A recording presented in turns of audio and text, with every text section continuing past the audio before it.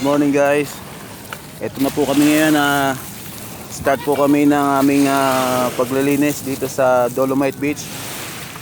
Bro, wag na yung mga lumot-lumot na yan. Yan yung mga nakano lang. Tulong-tulong para malinis yung Dolomite Beach. Yan.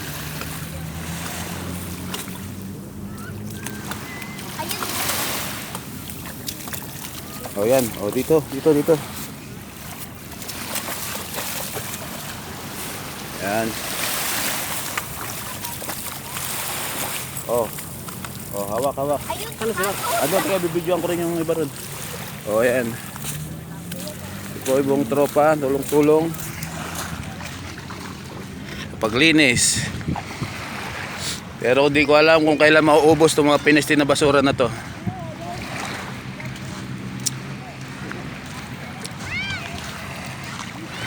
Sige, yan. Tama yan. Oh. Hala, picture mo na po, gawawa naman ako. Oh, ito po yung gwapo namin tagapulot ng basura rin. Ito po. Operation Linis sa Dolomite Beach. Ito po. Ano? Ni. Oh, yan. Sige, bro. Ito pa, bro. Siksik mo. Punuin natin yung mga basura na yan. Yan. Taktakin mo. Yan. Okay. Operation Linis lang po. Tulong-tulong. Hindi yan. Iniiba lang ito eh. Yung nakakatusok. Oo. Ayan po. Iba lang yun. Nagtulong-tulong na po ang ating mga kababayan sa paglilinis. Ayan. Ano po si dulo, si Founder Tals. Tinatabi na para dadamputin na lang mamaya yung dumi.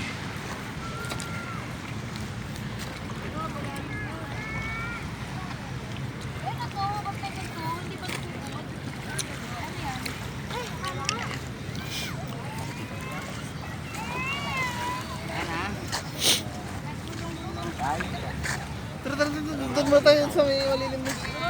Oh. Wala nang sakto. Well, malinis na yung area dyan, malinis na.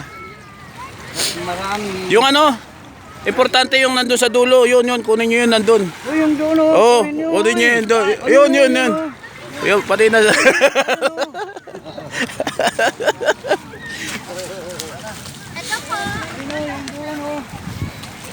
Tapos yung mga ano natin ng basura, isasama natin doon, no? Kasama natin sa mga... Ano, baka mula. Oo.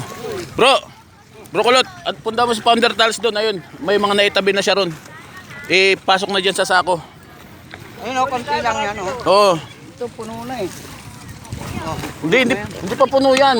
Pwede pa may saksak dyan. Oo. Ate, dami ko sila kuha. Ayun na, lapitan mo si Founder Tals doon. Dami na nagawa ni Founder Tals.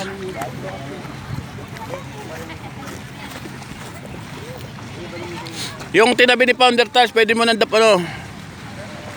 pwede mo nang damputin.